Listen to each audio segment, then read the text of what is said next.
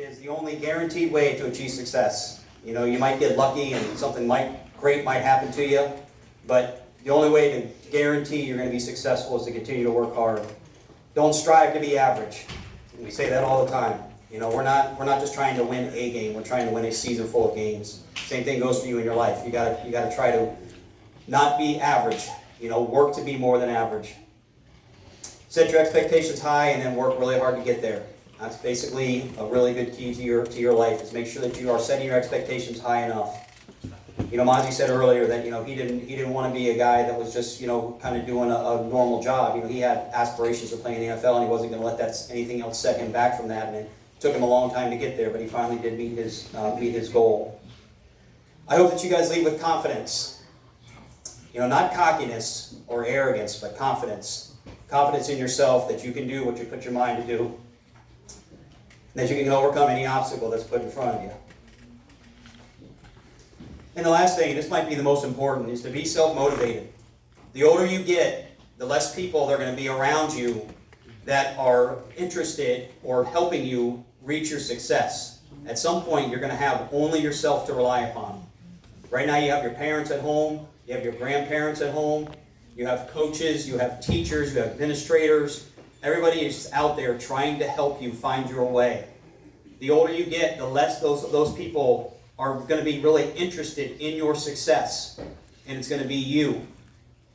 So you've got to learn to motivate yourself. Something's got to get you out of bed every morning, go do the work, to put in the time, to do whatever it is that you want to do. Like I said, you can do anything that you put your mind to, but you've got to motivate yourself, because there's not always going to be people there to motivate you. The older you get, the tougher it's going to be. I can promise you that. You know, I put that mirror in the locker room this year. That mirror wasn't just so Kendrick Can could take pictures of himself all the time. You know, on that mirror, there's just simple words on the bottom. It says, "You can't lie to me." And I hope that you guys can look in that mirror and, you know, say to yourself that's the one person that you can't lie to. That guy's going to know exactly what you're doing. Everybody's got a mirror in their house, so look yourself in that mirror from time to time, because it's always going to be truthful with you. Make sure that you're making that person in the mirror proud. You do those 4 things, you're going to have a really great chance of being successful. So I said this earlier about the seniors, that you guys have laid the foundation that this program is built on.